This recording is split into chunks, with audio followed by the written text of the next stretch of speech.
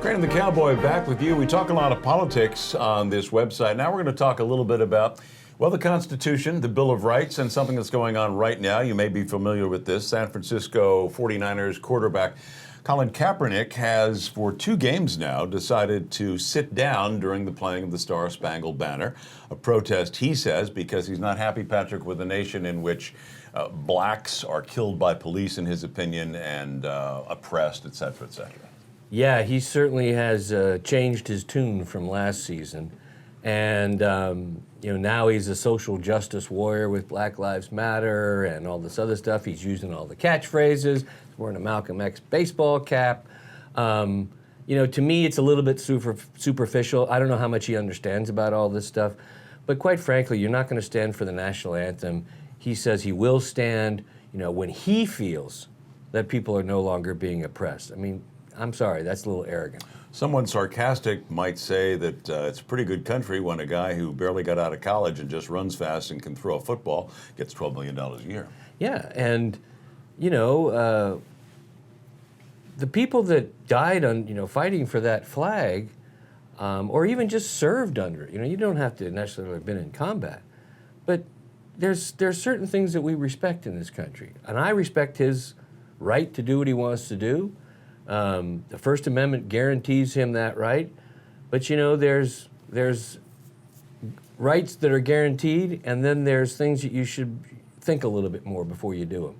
I think that's an opinion that a lot of us share. I, along with Patrick, agree that Kaepernick has the right to his right to free speech, and that is exercising his free speech. But there's a saying that you can have a right to your opinion, but you don't have a right to your own facts. And I want to just bring out a few facts here, because he cites Black Lives Matter. Every year in this country, an average of 136 police officers are killed by criminals, and that's either race, any race you want. While 96 blacks on average are killed by police in the last few years, 300 whites die in officer-involved shootings. And here are some numbers that Colin Kaepernick and the Black Lives Matter people may not want you to hear. In 2014, 431 white people were murdered by blacks. Conversely, 193 blacks were killed by white suspects. And apparently the squeaky wheel gets the grease rhetoric, but black lives don't always seem to matter to other blacks. In that same year, 2014, 6,000 black citizens were killed by other blacks.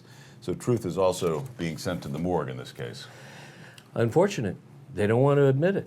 And we're now going to the gun control debate once again. Oh, we got to have guns. But I noticed recently the gun control thing seems to have died down, because the narrative has changed a little, because the people who are I'd say pro-gun, the NRA side, are saying, wait a second, criminals don't read the New York Times editorials. They don't care what you say about, gun control legislation. They really don't. They're buying their guns illegally. They're stealing them. So how are you going to stop that kind of traffic? Right. The problems go much deeper. Once again, the politicians want to, we're going to fix this with making sure the cops are better trained. Okay, but how are you going to get better trained citizens? That's what we really need, and citizens that aren't killing each other. Again, Colin Kaepernick has a right to his opinion. He has a right to exercise free speech, but sometimes, as we've seen, exercising those freedoms come at a price, as many of our freedoms do come at a price, as many of the families of those who've been lost in wars would be the first to tell you. And the marketplace will decide his future, because he's now, National Football League is extremely prominent. And let's say he gets released or cut. Is he going to go to another team? Who knows?